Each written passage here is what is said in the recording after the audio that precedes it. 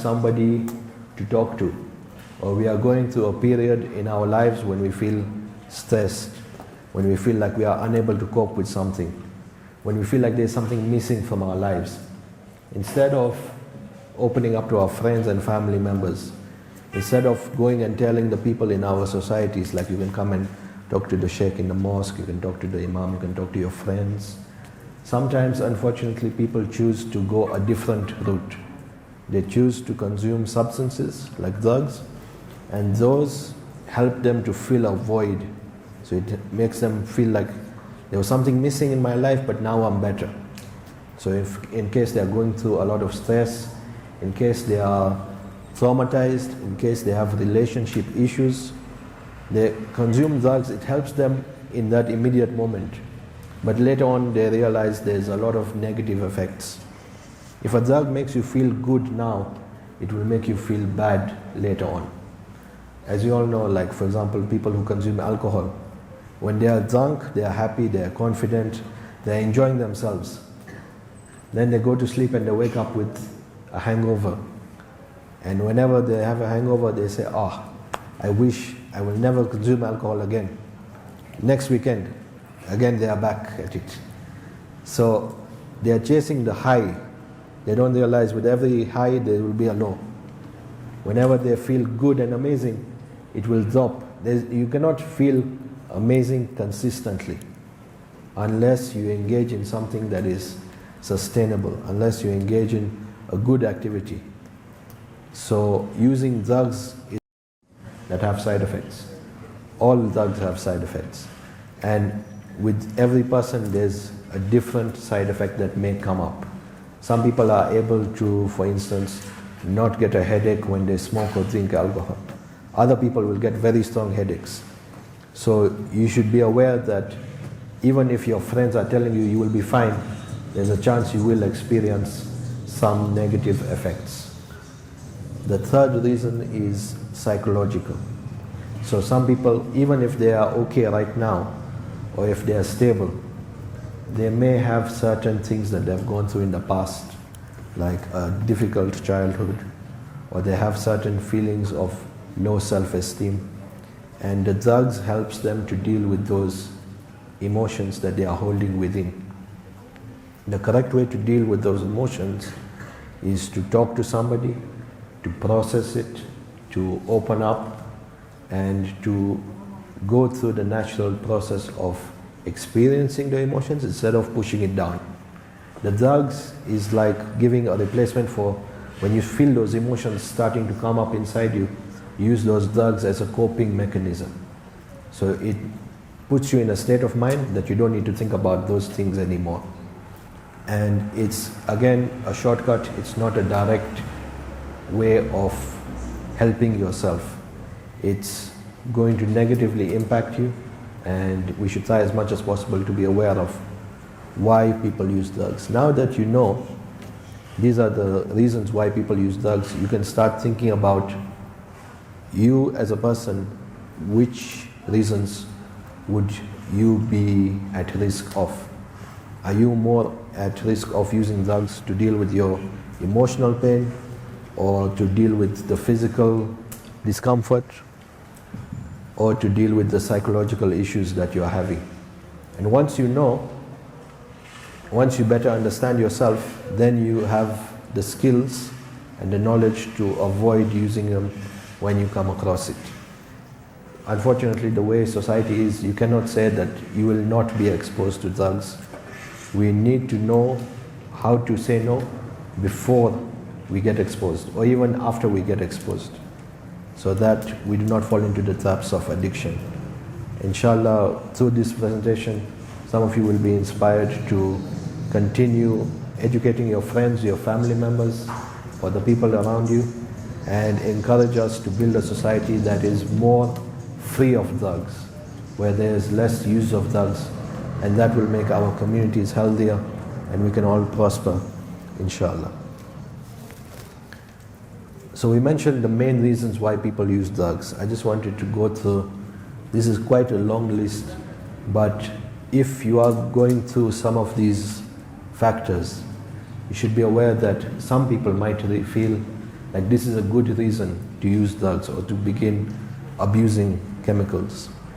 So some people, when there's a family member or friend who passed away and they're in a state of grief, they may feel like using drugs. If there's an end of a relationship, if they're going through mental illness, if there's environmental influences, so in the school environment or the work environment, if they want to feel relaxed, if they want to self-medicate, so they have symptoms of a disease or a certain psychological condition and they want to, without going to a doctor, without going through the correct source of getting that medication, they want to self-medicate. They decide for themselves, I'm going to start consuming this without medical supervision and I'm just going to do what I feel like doing. Some people might have financial burdens to deal with the workload or the pressures of finances. They may choose to consume drugs. The same way there's career pressures, the same way there's school pressure, so feeling pressured by your parents or your teachers to perform in an academic setting. Some people have family demands. Some people succumb to peer pressure. So peer pressure is when your friends try to convince you to do something, whether good or bad. So even if, like for example, some of your friends might have told you they're coming today to the mosque and there's going to be a talk and a series of lectures and you should come. So that's good peer pressure. But it can also be bad peer pressure. Peer pressure can be if your friend is consuming weed or nicotine and they convince you that you should also be consuming it and it's good and everything will be okay. And that's also a form of social pressure or peer pressure. A lot of times people who have gone through a difficult relationship or they have gone through a rough childhood, they have trauma or they have experienced abuse. They use drugs to overcome their past. And it's not really helping them to overcome, it's just a coping mechanism that they use to feel good in the now. The future will still be at risk. In fact, the future will be worse because on one hand, they're suffering from the trauma and on the second hand, they're adding more issues on top by using the drugs.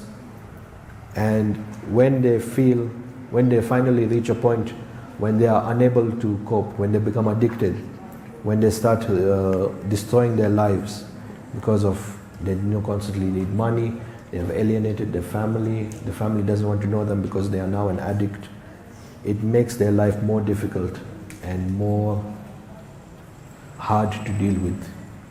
And when that happens, it's very unfortunate, but abuse or going through trauma in the past is a very strong reason why people start using drugs. A lot of the people you see in the rehabilitation clinics are people who have experienced abuse and trauma in the past. And unfortunately, most people don't have the correct state of mind or the correct mindset for them to realize that this is something that should be dealt with in a healthy way. They're already suffering, and by using the drugs, they're trying to end their suffering, but they don't realize they actually end up suffering more. So some people, on the other hand, might just feel bored. They might not have much to do. They need some mental stimulation, and they start consuming drugs to feel a certain way. Some people, they use drugs to fit in to their society, to their culture, and by using those drugs, they feel like now they are part of that unit. So, for instance, some people might consume alcohol at family events, which is unfortunate, but you don't want to feel like you're the only one not engaging in that activity. Sometimes those activities involve drugs. So it's important to be aware before you go for such events. Some people might feel curious, especially the youngsters. They might feel like, oh, I should experiment, I should try to engage in these substances. Maybe, you never know, they might feel a certain way. And the purpose of the later slides in this presentation will talk a bit about the specific drugs and the specific effects that are there to sort of satisfy your curiosity, and then you don't feel like these I need to find out for myself. You already know what the effects are, so that you don't fall into the trap. Some people use drugs or start using drugs as a form of rebellion.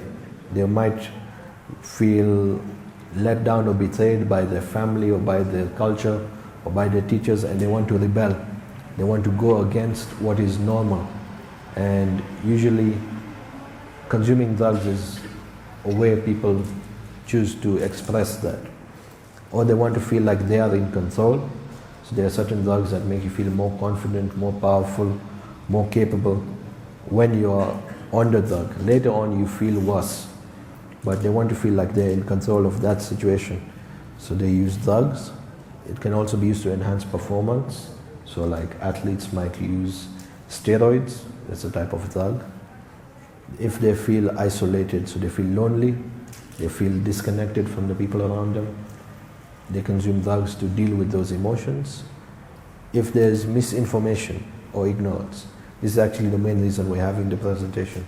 There's a lot of false information out there, so people might say things like vaping is safe, it's not that dangerous, but the level of nicotine that's there in vapes these days is much higher than even the regular cigarettes. So it's actually worse. Or they might say things like weed actually has positive effects, it can be used to cure certain disorders, it can be used to relieve your pain or something like that. This is a misinformation. People, if they are ignorant, might be more likely to fall into the trap of using these substances. They can also be used for the reason of instant gratification, just to feel good immediately in the now.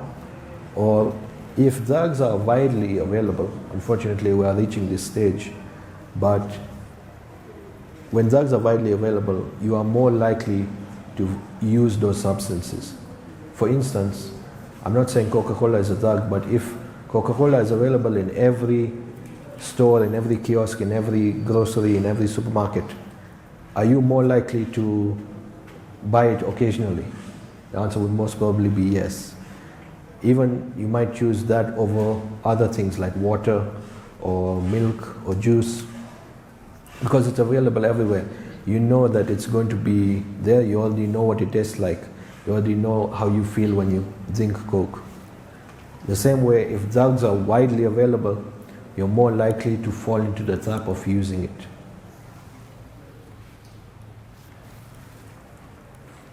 So there was some research done by the UN.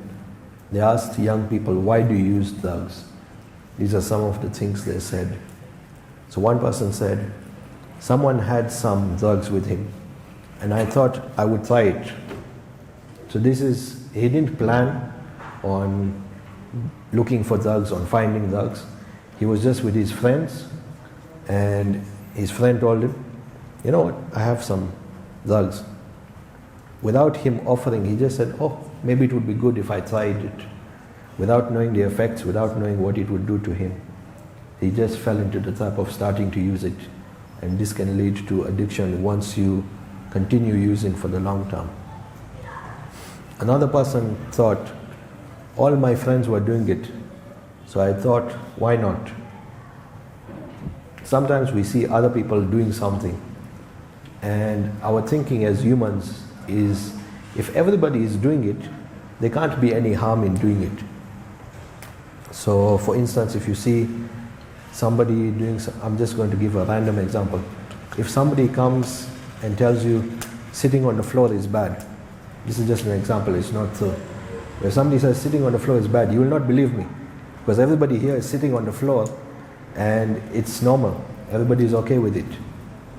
The same way, this person thought, all of my friends are doing drugs, it can't really be that bad, they're all enjoying themselves, nothing is really happening to them, without realizing there will be very harsh negative effects if they continue and if they fall into the trap of addiction. Another person said, it made me feel really good. So it does make you feel really good in the moment, but they don't realize later on it will make you feel equally bad or even worse. If you ask somebody who consumes alcohol, is the positive effects, the joy of consuming alcohol better or is the headache and the pain when you wake up the next morning worse, they will always remember the hangover pain. They will hardly talk about the positive effects.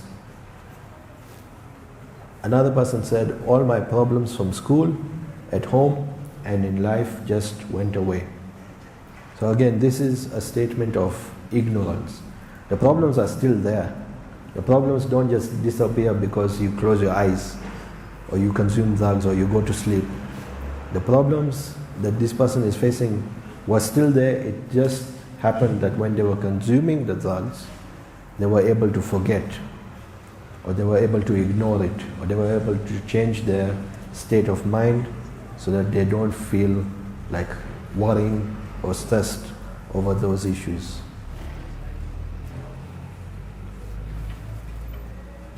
So there are certain populations, and we've done research and we've realized these groups of people are more at risk of consuming drugs and becoming addicted to drugs.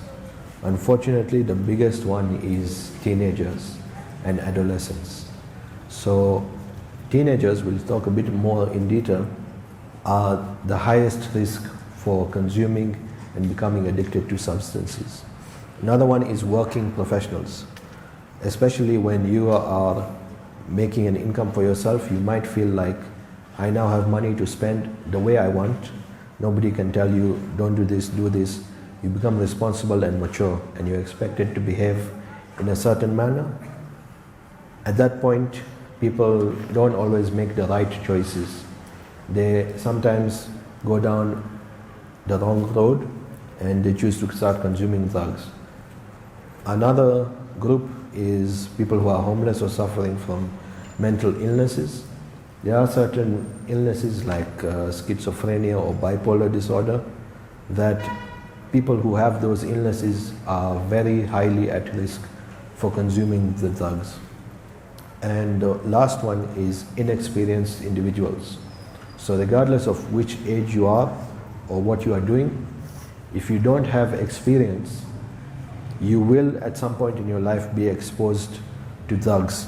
There will be a situation where the drug will be available for you to buy or for you to use or for you to consume. And if you don't have experience or knowledge, you are more likely to fall into that trap.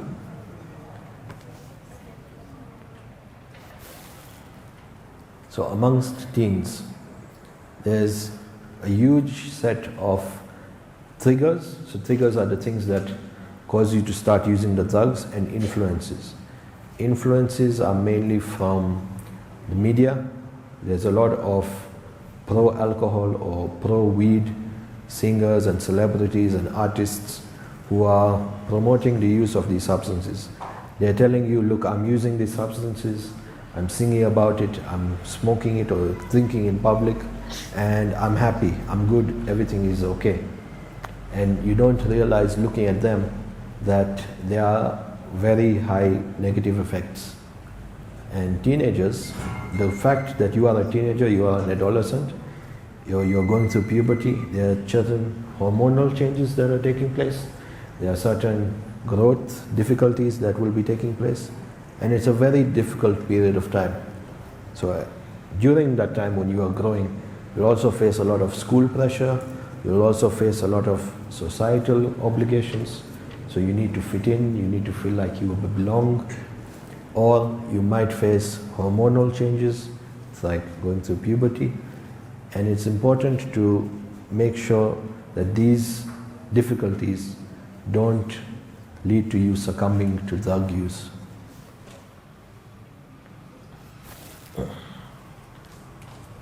So sometimes there can also be stress from your family members. We've noticed a lot of times the first or second child, especially the boys, face a lot of pressure from their family to meet a certain standard, to make sure they perform well in school, to make sure they are a good role model for the younger siblings, to make sure that they meet the expectations of the parents, to behave a certain way, to act a certain way, to do certain things. And it can be hard as a teenager on top of everything else that you're going through. And sometimes teenagers even face financial stress. So the need to have a certain level of finances. They need to appear in your social circle like you are up to their level. And as they grow old, they may not realize, but the challenges of life are hard, but they can be faced by relying on the correct people. So if you rely on your parents, if you rely on the good friends that are around you, if you rely on other people, like the people in the mosque, people in the communities, your neighbors, if they are positive influences, and these people can help you overcome the challenges in life. Most probably they have also gone through similar challenges. You can rely on them to guide you and to support you. And consuming drugs is not the correct response to those challenges. So some of the other points I won't go too deeply because we've already mentioned. But basically, because of the nature of adolescence, you will go through a vulnerable period of your time. And what this means is you are more easy to influence, you are more easy to succumb to peer pressure, you are more vulnerable towards starting to consume drugs. So it's more important for you as a teenager, or if you know anybody who is a teenager, to be on the lookout, to be aware that this is an issue, to know what drugs are and to know how to avoid them. And that's the best and easiest way to avoid addiction. And the addiction, sometimes it helps them find control and escape from the external stress and pressure, but it doesn't really solve anything. Sometimes it will even make your life worse because you'll get into relationship problems with your parents if they discover you are using drugs. You might get into financial pressure because now you need, as a teenager, to start earning money to support your drug habit. You might fall into the wrong crowd, so now there'll be different social pressures on you. The good friends that you have will not want to be with you anymore because they might be scared you'll negatively influence them. And your reputation will suffer because it's very hard that somebody will be consuming drugs on a regular basis or be addicted to drugs and the people around them don't know. It's very rare that everybody will not know what is happening. There are certain signs and characteristics that people who are addicted to drugs show, and we'll go a bit into that so that you can be in a position to spot a drug user and hopefully help them or guide them. But the first thing to be aware of is, are they using drugs? So there are certain signs that you can look out for. Maybe before we go ahead, I'm worried I'm moving a bit fast. So if there's any questions or concerns, if you need any clarifications, we can answer those now.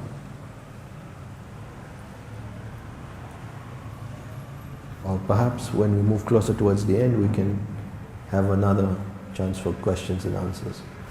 But so far, do you feel like everybody is understanding what we're covering so far? Okay. Alhamdulillah.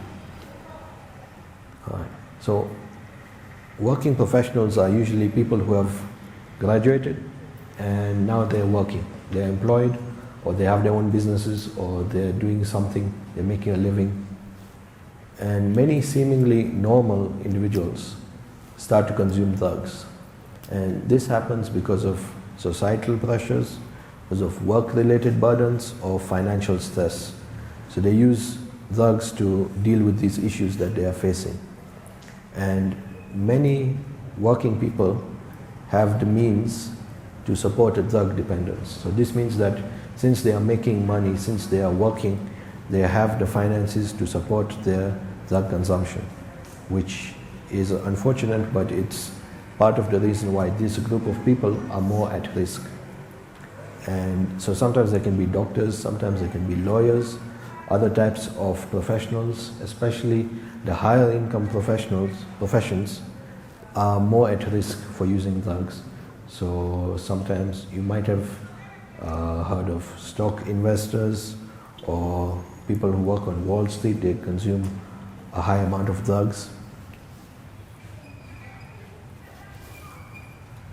And then there's the mentally afflicted.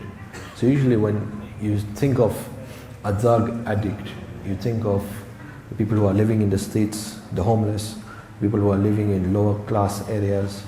And these people are more at risk of drugs because in those societies, in those areas, there is rampant drug use. It's very common, it's very easy to find, and unfortunately, it becomes an easy solution for what they think are their problems. So there's this image that we have in our mind of like homeless people or street children or people who are begging are more likely to be drug users. So sometimes this can be true, but it's also the case that people who are suffering from certain mental health conditions are also at risk of using drugs.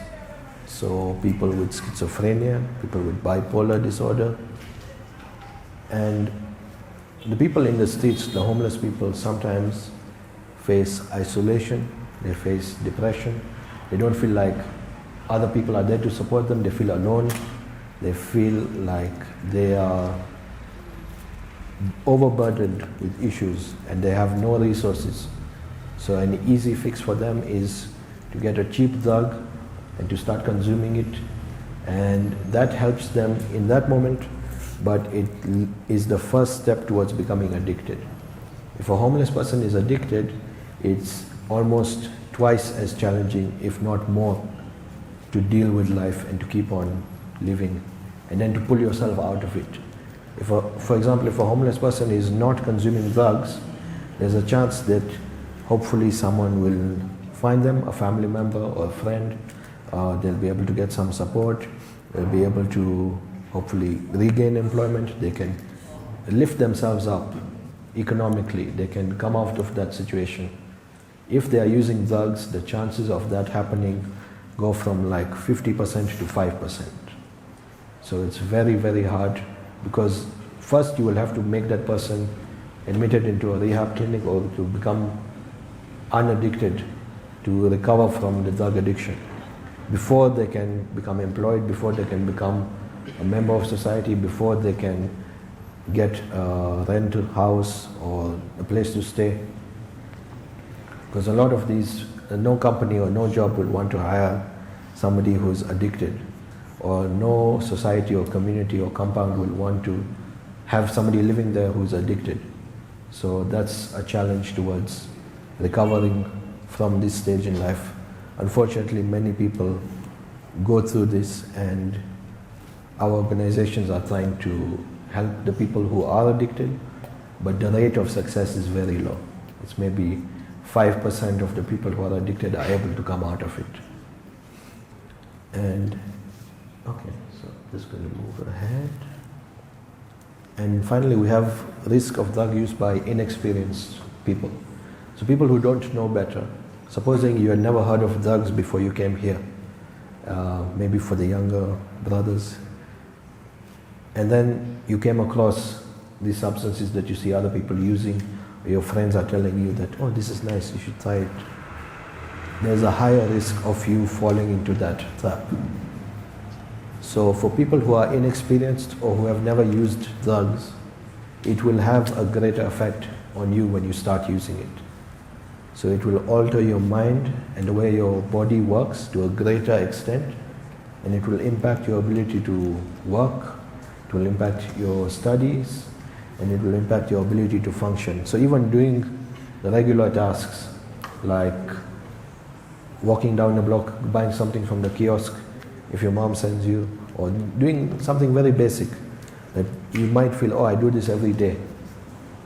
The drugs might affect your ability to complete such trivial or basic things.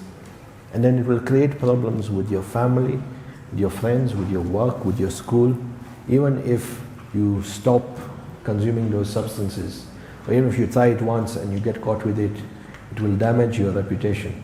People will always look at you like, you're that guy who got caught with these things, and there's a chance that you might try to do it in the future. So it's important to have that in mind before you think about consuming the drugs or being in that group of friends that are known as drug users. And it also puts you at risk, unfortunately, of sexual assault. So this is another unfortunate thing that's becoming more prevalent in society. But sometimes people who are older want to take advantage of people who are younger, and the way they do that is by making those younger people addicted to drugs, and then they are able to abuse them. So this is something you should be aware of, and you should try to avoid, because it puts your mental health at risk, it puts your physical life at risk, and it can lead to spread of diseases like HIV, like STIs. And it's important. I know usually we are not very comfortable bringing up these topics with younger brothers or with sisters, but it's a risk that we need to be aware of, and it's something that if we don't talk about, if we don't address, then it will just keep on increasing. So the first step is to bring about awareness. And the last point is, you should know that drug use is illegal. It is illegal to sell and to consume and to be caught with drugs. So if you get into trouble with the law, if the police find drugs on you, then you will be in trouble, and you might even be put into, well, for the younger people it will be juvenile facilities. For the older adults it might be jail, and the consequences are very severe in that sense as well. So not only does it impact your health, not only does it impact your ability to do things, it also impacts your family, your friends, your reputation, and your freedom. Because if you are put in jail or behind bars, then you won't be able to live as a normal member of society. So it's important to know all these things before you fall into the trap of drugs. So we spoke a bit about the common drugs in the beginning. I'm going to go very quickly into some of the types of drugs, just so that you guys know. If you come across this, you should try and be avoidant, and you are aware of the feelings and the effects that come about because of this. So the first one is something called Rohypnol, and it comes in a pill form, and it makes you feel like you're drunk. Feeling lasts about between 2 to 8 hours, and it impacts your memory. So when you're on that drug, you can't remember what happened to you, which is why they call it the forget me pill. So sometimes people might try to slip this pill or this drug into another person's drink or another person's food, so that they become intoxicated, they're not aware what is happening, and you can do things unfortunately to them. Another one is called ecstasy.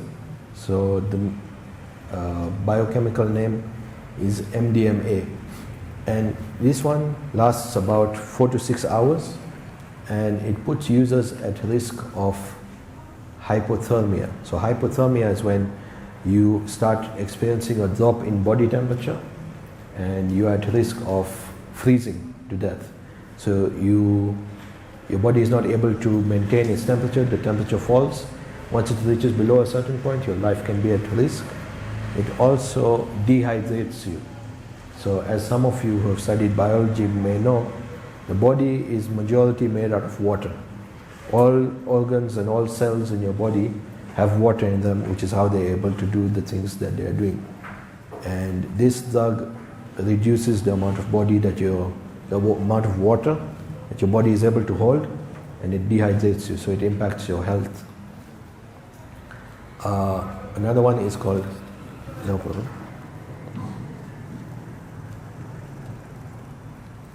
Another one is called ketamine.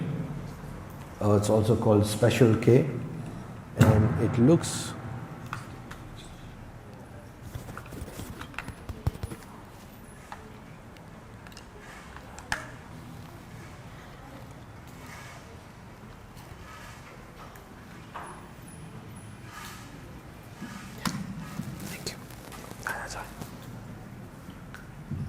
it looks like a white powder, and it can also come in a liquid form. So Initially, this was a drug that was being used to tranquilize horses. So you can imagine a horse is like a huge animal, and this drug is so powerful that it can make the horse go to sleep. So when they use this drug in humans, it's very powerful, it's very strong, and what it does, it produces a catatonic state. So even though you're awake, you feel like as if you're asleep or you're dreaming, and it can lead to impaired judgment and coordination. So you might not be able to walk straight or hold things, or you might feel unable to complete basic tasks.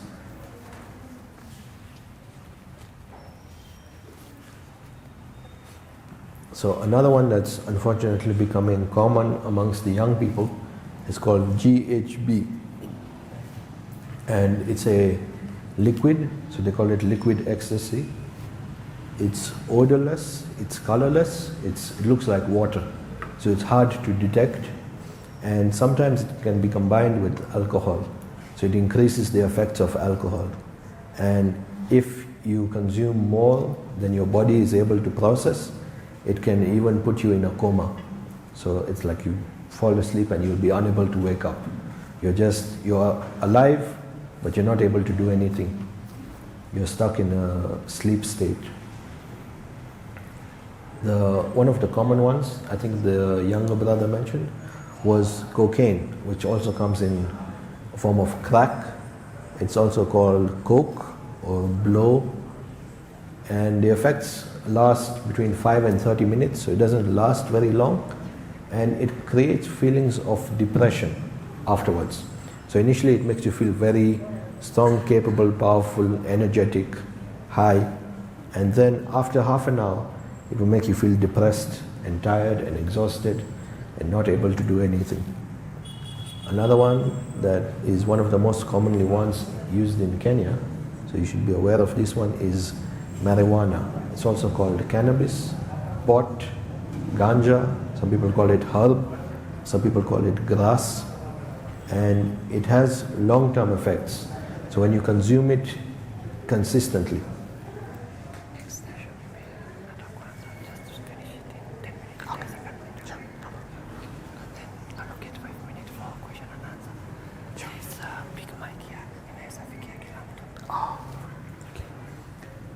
okay.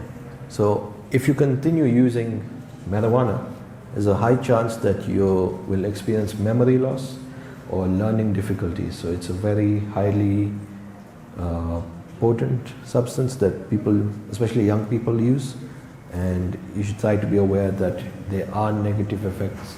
Usually people try to promote the positive effects of the substance, but there's very significant negative effects that come into being. So another one people use is heroin, and it lasts about 15 minutes. After these first 15 minutes, there will be several hours of feeling down, depressed, drowsy, and there's danger of the way you consume heroin is usually in a needle form, like the needles shown in the picture. If you don't use clean needles, there's a chance of you contracting HIV or hepatitis C or collapsed veins, because if you insert it into your arm or your leg or whatever, you might injure yourself internally, there might be bleeding, and it leads to a whole variety of health issues.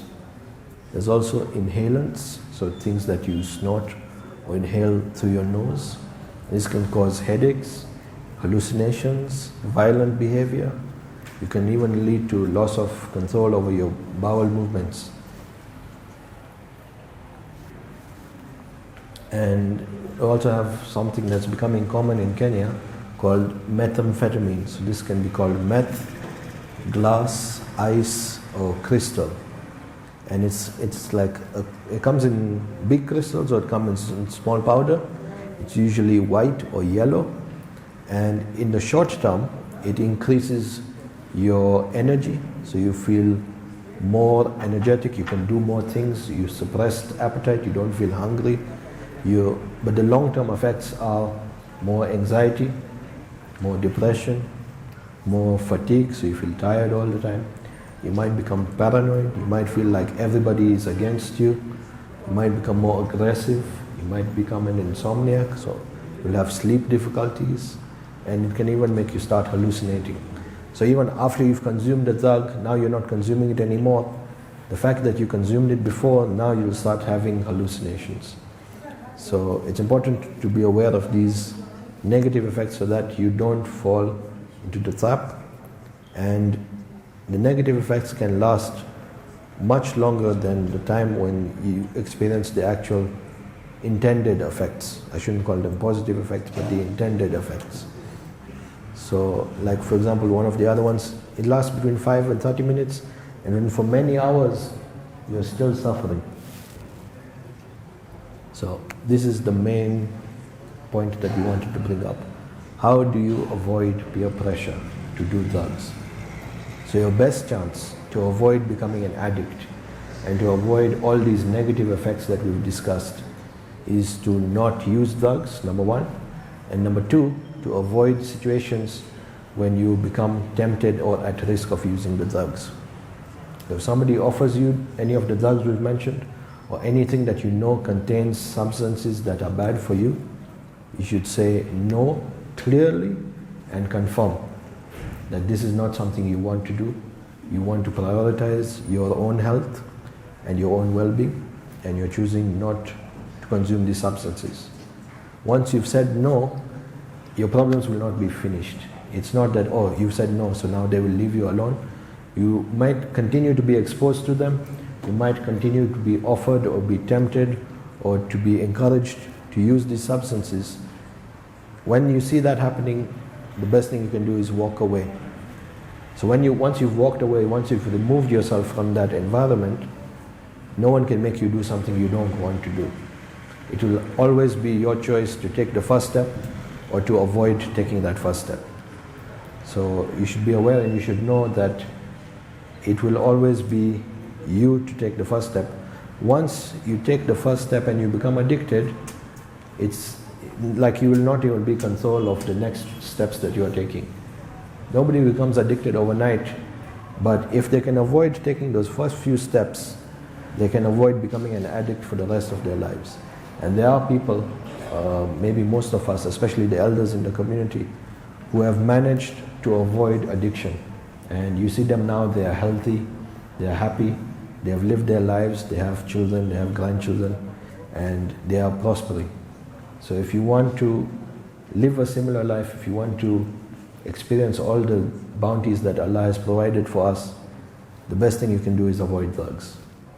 And remember, choosing not to do drugs will make sure you stay in control of your mind, you stay in control of your body, and you stay in control over your future. Especially for the young people, the future is the most important thing. You are the leaders of tomorrow. You are the people who are going to be bringing our ummah to the next level. So if you are able to avoid drugs, that's the only way you'll be able to achieve it. And just want to check if there's anything else we haven't mentioned. So we have a few slides about addiction. I don't want to go too deep into that now. I wanted to make sure we have enough time for questions and answers before we move on to the next presentation. So, yeah, we would love to hear any feedback, any comments, any of your own experiences with drugs or with knowing that other people are consuming drugs. If there's anything we haven't mentioned, I think the Sheikh mentioned earlier that unfortunately people are starting to consume cough syrup. So if you want more awareness or information about what chemicals are there in cough syrup, what is the effects, how can we avoid it, maybe now is a good time to ask such things.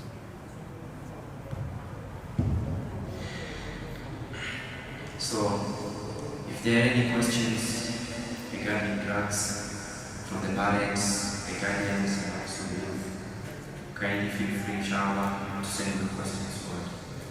We have Sheikh Muhammad Sheikh, who was to take us through the section of Akhlaq and Adab. He's already here with us, inshallah. In the next 5 minutes or so, inshallah, we'll also give a chance to be there. So, any questions, inshallah, please feel free to ask Dr. Farhan.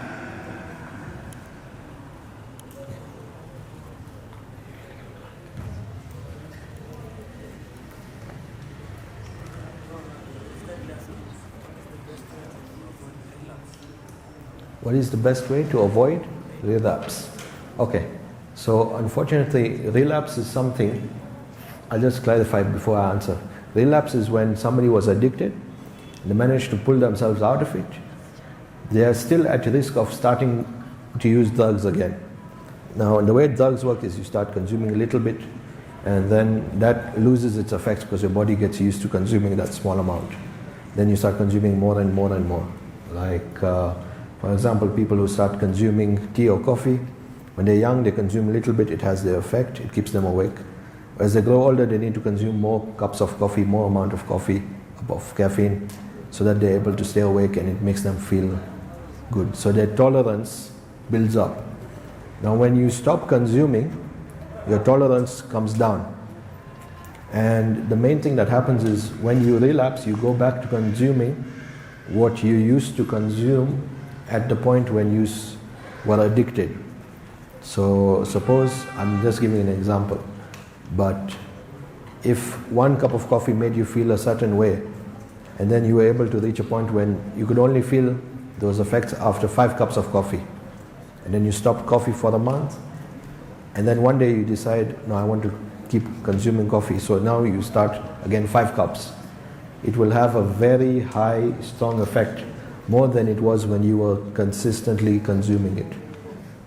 And that can lead to overdose, it can lead to continual addiction, it can put you back into a worse state that you were when you were cutting your addiction, when you were becoming healthy.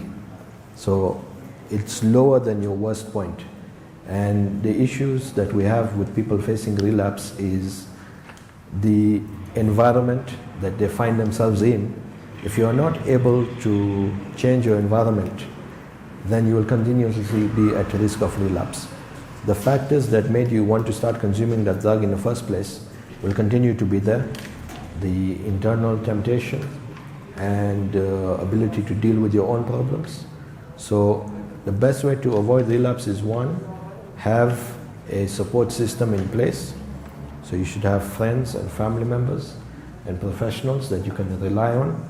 Like for alcohol, they have groups like Alcoholics Anonymous who meet every week or every month. They have other addicts that you can talk to. You can say, oh, I'm facing these challenges. I'm more tempted because I'm going through this hard part of my life. They know what it's like. They're able to understand you, and they're able to support you and encourage you to continue staying away from alcohol.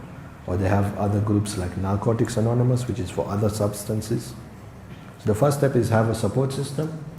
The second step is change your environment.